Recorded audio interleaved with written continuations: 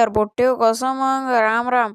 तर आज होती 26 जानेवारी. मग इथं सगळ्याच शाळेच्या गाड्या चालल्या होत्या, पण आमच्या गाडीचा काही अत्ता पत्ताच नव्हता. मग गाडी आली, गाडीत बसलो. मग आम्ही निघालो शाळेत जायसाठी. मग गाडी येऊन डायरेक्ट सगळ्यात पहिले पेट्रोल पंपावर भूषण काकांनी डिझेल टाकून घेतलं पाहिजे. मग शाळेत आलो आणि कसं ना कसं लपून लपून एक व्हिडिओ काढून घेतला बा.